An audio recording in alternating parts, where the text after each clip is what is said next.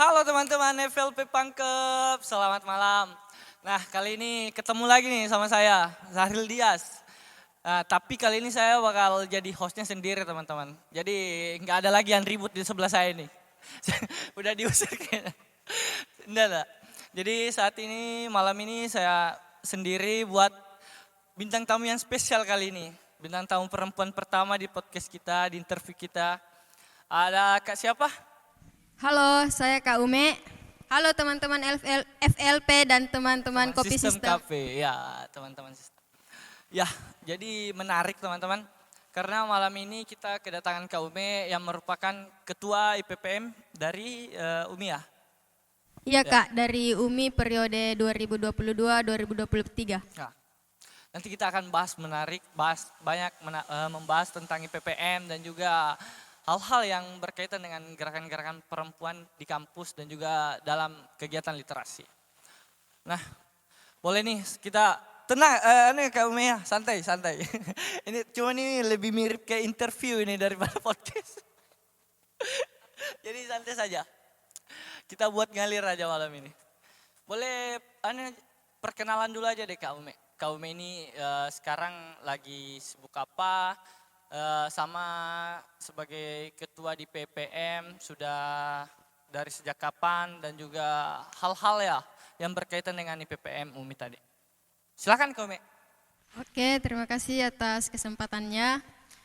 Jadi, saya mulai ber-IPPM itu pada tahun 2019. Pada saat saya maba semester 1 sudah bergabung di IPPM Pangkep UMI. Terus aktif berproses di IPPM sampai akhirnya saya memilih untuk mencalonkan diri menjadi ketua pada tahun 2022 lalu. Dan alhamdulillah teman-teman mempercayakan saya dan saya mengemban amanah itu dari tahun 2022 sampai 2023. Nah, untuk sekarang kesibukannya itu lebih aktif di HMI, kalau ada kegiatan-kegiatan tertentu lah. Oh aktif juga di HMI ya? Iya, Iya episode sebelumnya kita undang ketua HMI ya. iya. Ya. Sebagai ketua IPPM di UMI menarik karena Kak Ume ini perempuan bisa menjadi ketua IPPM itu menurut saya adalah supremasi dari bagaimana perempuan betul-betul bisa setara dengan laki-laki saat ini. Awal dari ketertarikan untuk menjadi calon ketua ini gimana ceritanya Kak Ume? Jadi saya tertarik itu karena saya termotivasi oleh seseorang yang pernah juga menjadi pemimpin di sebuah lembaga, yaitu perempuan. Dan pada saat itu saya juga ingin memperbaiki lembaga saya di internal. Dan saya memberanikan diri dan saya juga merupakan perempuan yang pertama maju sebagai ketua di IPPM UMI. Nah, pada saat itu sebenarnya ada intervensi juga sedikit bahwa perempuan jadi ketua itu tidak gampang karena kan Iya. menjadi ketua itu harus siap 24 jam. Iya. Harus siap menerima panggilan kapan saja ketika ada masalah ataupun apa. Jadi pada saat itu saya meyakinkan bahwa saya mampu. Dan akhirnya saya tetap melangkah untuk mencalonkan dan saya tidak mengurungkan niat sedikit pun dengan kritikan-kritikan orang lain ataupun apa. Ya. Saya tetap fokus pada niat saya dan tujuan saya. Dan alhamdulillah saya terpilih dan selama periode kepengurusan saya tetap menjalani tanggung jawab saya. Apapun masalah yang saya alami saya hadapi dengan tenang. Dan saya bisa menyelesaikan kepengurusan sampai akhir, alhamdulillah. Keren. Perempuan pertama, jadi calon perempuan pertama dan terpilih. Iya. Itu keren sekali. Lah, itulah menurut saya bahwa perempuan saat ini betul-betul perempuan yang tangguh, terutama perempuan-perempuan yang berasal dari daerah ya. Kak Ume asli Pangkep kan? Iya, saya asli Pangkep. Dua-duanya orang tua saya itu asli Pangkep. Tinggal di mana di Pangkep, Kak? Tinggal di Jalan Keadilan, Jalan Pak Keadilan. Bendukang. Insya Allah jadi pemimpin yang adil juga. Toh. Amin, amin. Balik lagi ke IPPM nih, Kak. Menurut Kak Ume nih, IPPM UMI ini sebenarnya udah sejalan belum sama visi misi awal dari seorang Ume? Seorang Ume yang visioner, apakah udah sejalan sama keinginan organisasi, keinginan sebagai ketua juga, atau gimana nih? Kalau saya pribadi, di periode saya itu masih bilang kurang maksimal karena ada beberapa kendala juga pada saat itu, sehingga beberapa itu belum tercapai di kepengurusan saya, tapi setelah itu sudah dicapai oleh kepengurusan yang ada di bawah saya. Jadi menurut Kaume masih ada hal-hal yang sebenarnya bisa dimaksimalkan pada saat itu tapi belum maksimal ya lebih tepatnya.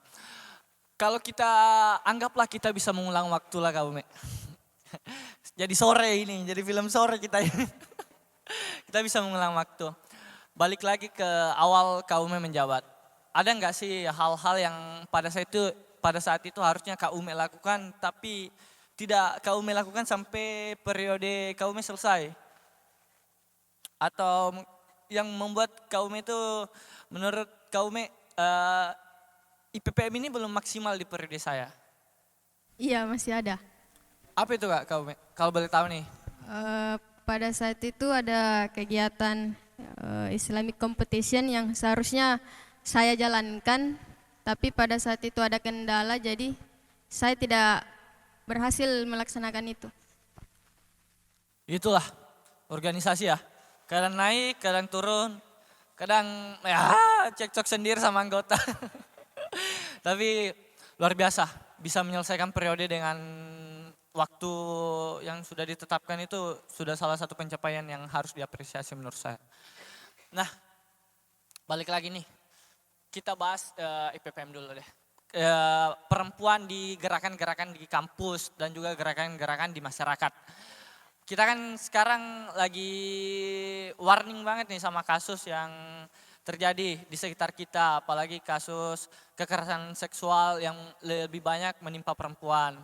Menurut Kaume sebagai mantan ketua IPPM UMI, apakah organisasi dan juga kampus sudah menyediakan ruang aman untuk perempuan untuk saat ini? Setahu saya di setiap kampus itu ada yang namanya komite anti kekerasan seksual atau yang disingkat KAKS, yang dimana lembaga ini yang mendampingi atau menangani kasus-kasus pelecehan seksual yang ada di lingkup kampus. Namun menurut saya kampus saat ini tuh bisa dibilang bukan ruang aman untuk perempuan karena sekarang masih marak terjadi kekerasan seksual itu di dunia kampus. Kampus yang seharusnya menjadi ruang aman bagi perempuan tapi justru menjadi ancaman.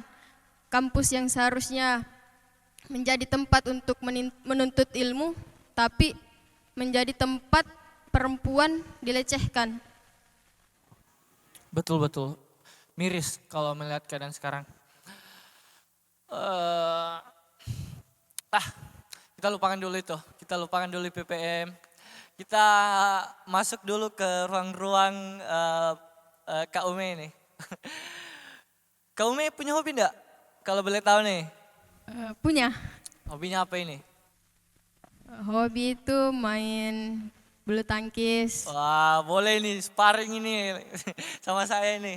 Sesekali juga menulis puisi. Oh, keterkaitan juga dengan literasi ya. Tertarik sama literasi. Kami juga anggota daripada FLP saat ini. Bisa dikatakan ya. Bisa dikatakan iya. Menarik. Nah, balik lagi ke literasi deh. Kita bahas literasi lagi sama Kak Ume. apa yang membuat Kak Ume juga tertarik sama bidang literasi, sama FLP, sama kepenulisan? Apakah ada sejarah dari masa kecil yang terbawa sampai sekarang? Kalau saya tertarik karena dengan menulis saya bisa meluapkan perasaan yang ada di dalam diri saya. Salah satu metode untuk meluapkan emosi. Ya, memang menulis itu memang salah satu cara untuk kita mengekspresikan hal-hal yang tidak bisa diungkapkan dengan kata-kata. Balik lagi ke kegiatan-kegiatan di kampus. Ada nggak sih kegiatan yang paling berkesan buat Kak Ume selama jadi ketua IPPM di UMI tadi, atau kegiatan-kegiatan komunitas selama berkuliah? Yang paling berkesan itu kegiatan di himpunan. Oh ya? Ya, Kenapa berkesan itu? karena pada saat itu saya di bidang eksternal yang terjun langsung ke masyarakat. Jadi pada saat itu di bidang eksternal itu ada program kerja pengabdian. Ya. Nah itu dilaksanakan di Maros selama 5 hari. Dan menurut saya itu sangat berkesan karena pada saat hari terakhir kami sudah berkemas ingin pulang, tapi anak-anak di sana itu tiba-tiba datang membawa ransel dan bilang, "Kak, kami mau belajar." Dan kami bilang, "Kami sudah mau pulang, Dek." Dan sedih. mereka bilang, "Tapi Kak, kami mau belajar." Dan pada saat itu kami memberi pemahaman dan kami bilang, "Nanti kami kembali lagi ke sini." Tapi yang mereka bilang itu, "Kak, semua yang pernah datang ke sini pernah bilang kami akan kembali, tapi nyatanya tidak kembali." Dan pada saat itu saya sangat tersentuh karena di sana akses pendidikan juga itu masih kurang sekali karena mungkin aksesnya yang sulit karena menyeberang sungai dan tidak ada jembatan sehingga tenaga pendidik juga jarang masuk. Lokasi tepatnya di mana di Maros kalau masih ingat Kak Ume? Di Dusun Makmur di Bontomanurung kalau nggak salah itu. Bonto Manurung, ya. Anak-anaknya ini berarti korban PHP semua.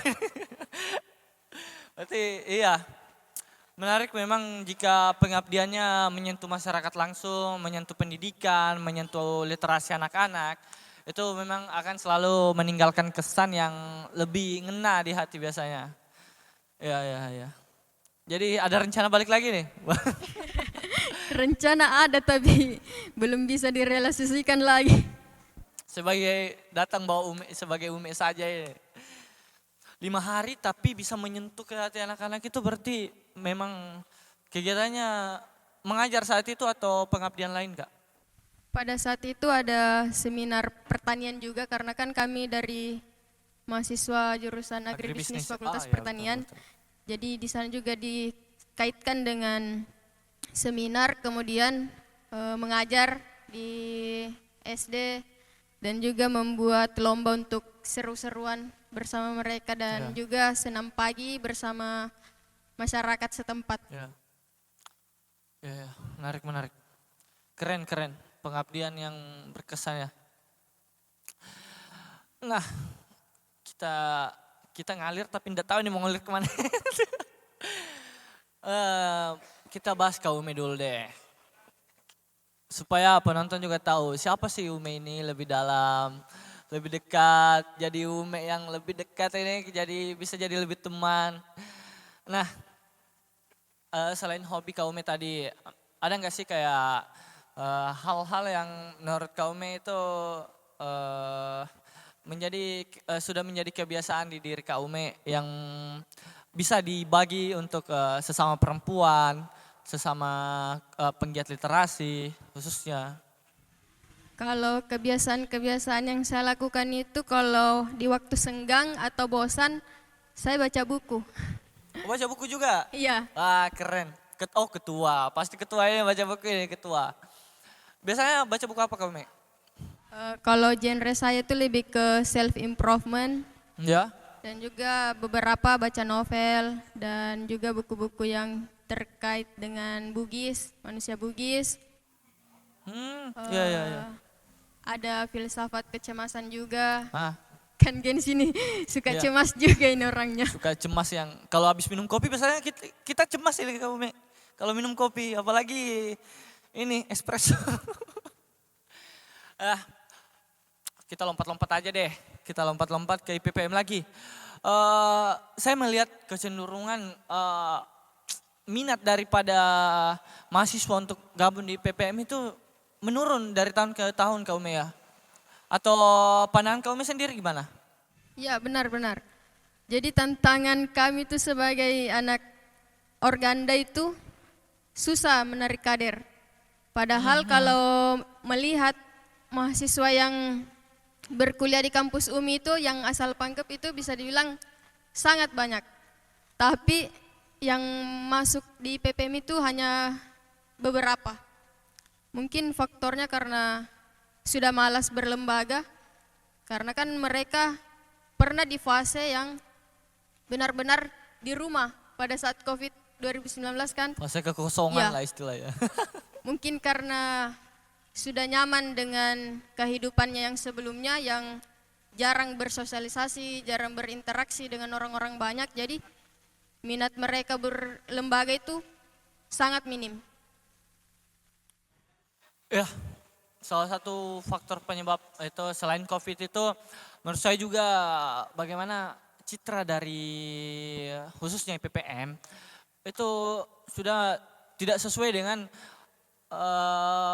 pandangan mahasiswa saat ini pada mahasiswa Gen Z lah istilahnya. Bagaimana citra-citra yang dibangun itu sudah lebih ke tidak sejalan lah dengan maunya mahasiswa saat ini. Menurut Kak Ume nih, ada nggak sih kayak hal-hal yang memang harus nih diubah dari wajah IPPM tadi? Atau memang ada inovasi baru yang harus dilakukan? Ya, Kalau sekarang di PPM UMI itu sistem pengkaderannya memang sudah berubah. Sudah Ya. tidak seperti yang sebelum-sebelumnya. Kalau sekarang itu lebih santai, lebih rileks tapi tetap menanamkan nilai-nilai kedaraan. Tapi untuk kekerasan itu sudah dihilangkan. gen kami kan nggak mau dikerasin. Ya benar, karena kekerasan itu sudah tidak relevan dengan generasi-generasi yang sekarang. Betul, Kalau betul. dulu memang kan relevan karena didikan orang-orang tua Iya, terdahulu itu bukan kan relevan sih. memang keras. Lebih ke mereka cepat beradaptasi untuk Iya. itu. Dan itu menariknya untuk Gen Z saat ini. Menurut saya mereka lebih konsen terhadap isu-isu. Jadi Iya. mereka bukan cuma jadi penonton tapi memang bergerak di isu tersebut. Seperti yang ini, yang terbaru ini isu kekerasan seksual, isu kekerasan yang ada di kampus, bullying. Semua mereka berusaha untuk mengubah budaya patriarki tadi, budaya-budaya zaman dulu yang sudah tidak relevan sama zaman yang udah amit-amit lah kalau main-main kekerasan sekarang. Jadi ya itu salah satu tantangan jadi ketua kami ya. Salah satu tantangan jadi ketua bahwa kita harus mengubah citra tadi. Gimana? Benar. Iya betul. Kak lah. Nah, Kak Ume FLP kita tarik dulu. Kenal FLP dari mana Kak Ume? Kenal FLP itu dari ketua FLP itu sendiri yaitu Rahman. Surahma. Karena kebetulan saya sama beliau itu satu organda di PPM Pangkep UMI. Oh, Kak Rahman anak Jadi- Umi Teknik juga ya? Ya, Oh, jadi iya, memang saya ingat. sebelumnya sudah kenal dengan beliau dan pada saat itu beliau mengajak saya untuk bergabung Ya. dan saya menerima tawaran itu. Wah, korban Kak Rahman. kita, saya juga korban ini Kak. Saya mau lari ini tapi udah lah. FLP udah jadi keluarga ya. Betul. Tuh. Apa yang melekat di pikiran dan juga ke hati Kak Ume lah soal FLP nih? FLP ini komunitas yang enjoy menurut saya karena walaupun sudah beberapa bulan tidak pernah muncul, tetap dirangkul. Karena pada saat itu saya sebenarnya sudah Malu muncul Kak. Karena Itu kebesaran hati ketua memang Kak. ya karena 4 bulan saya tidak dipangkep dan pada saat itu saya di luar kota. Pas saya kembali diajak oleh ketua dan saya Ya. bilang, saya malu-malu nih ketua muncul. Saya bilang, enggak apa-apa Ji datang nih saja. Ya, ketua kita memang sebaik itu Memang. ternyata. Teman-teman, ini bukan menjilat ya.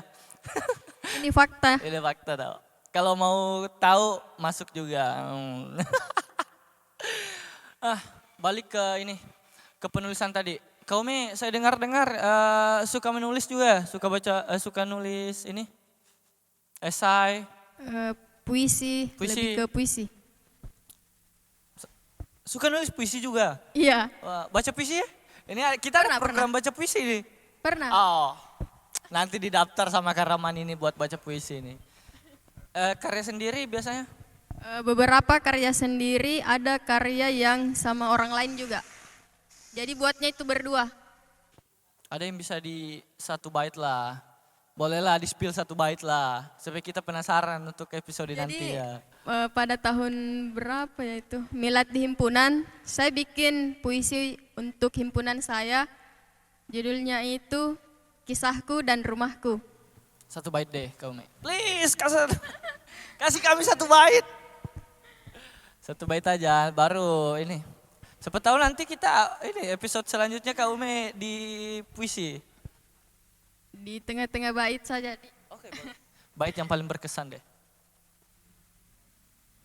Disinilah saya menjalani proses yang lurus namun berliku, meski tak sedikit yang protes. Mungkin begitu. Tak lupa-lupa sedikit yang ingat protes juga. itu sudah menggambarkan memang ya. Bagaimana riuhnya keadaan IPPM. Kan di himpunan itu. Oh himpunan, sorry Kak, sorry. Bolehlah, kita udah di penghujung acara ini. Kita tarik sedikit. Tarik Kak Ume dan tarik kesimpulan. Ada nggak sih Kak Ume? Dari hati ke hati deh. Dari hati ke hati. Nanti kita kasih musik sedih. Menurut Kak Ume, bagaimana perempuan menjadi sosok dalam organisasi, sosok dalam menjadi tokoh, dan juga menjadi penggerak di setiap gerakan-gerakan literasi dan juga gerakan-gerakan perjuangan. Bagi Kak Ume bagaimana? Teruntuk perempuan-perempuan di luar sana, baik itu mahasiswa ataupun yang sudah jadi alumni tapi masih aktif di organisasi, jangan pernah takut untuk mengambil peran dalam organisasi karena perempuan dan laki-laki itu memiliki kemampuan yang sama. Kita diciptakan untuk setara. Apa yang dilakukan perempuan itu bisa juga dilakukan oleh laki-laki, dan apa yang dilakukan oleh laki-laki bisa juga dilakukan oleh perempuan, seperti memimpin misalnya, mengambil sebuah keputusan, dan jangan pernah takut untuk menyuarakan pendapat atau menyampaikan sebuah pendapat ataupun saran, karena bisa saja saran-saran dari perempuan itu lebih bagus dibandingkan Betul. laki-laki. Betul. Karena perempuan itu bukan cuma melihat dari mata dan juga pikiran, tapi mereka lebih mendahulukan hati teman-teman. Jadi, Nah, betul itu. ya kan? Betul. Tahu banget saya ini. Terima kasih deh Kak Ume. Insight-nya menarik sekali dari kegiatan organisasi, kegiatan gerakan-gerakan perempuan, dan juga kegiatan-kegiatan literasi. Terima kasih banyak insight-nya malam ini. Semoga kita bisa berjumpa di kegiatan selanjutnya di FLP dan juga kegiatan komunitas lain. Terima kasih banyak Kak Ume. Terima kasih juga kepada teman-teman FLP yang sudah mengundang dan juga Kopi System yang telah mewadahi. Terima Sistem kasih. Cafe, lokasinya di Sistem Jalan Cafe, Matahari dekat masjid. Yang lokasinya di Sistem Cafe di Jalan Matahari samping kiri masjid. Terima kasih. Jangan lupa datang teman-teman. Ya, terima kasih banyak Kak Ume ya. Sampai jumpa lagi. Keren, semangat. Lanjutkan terus gerakan. Oke, terima kasih. Baik, terima kasih teman-teman. Nanti kita ketemu di episode selanjutnya. Terima kasih, salam FLP, salam literasi, salam sistem cafe. Terima kasih, bye-bye.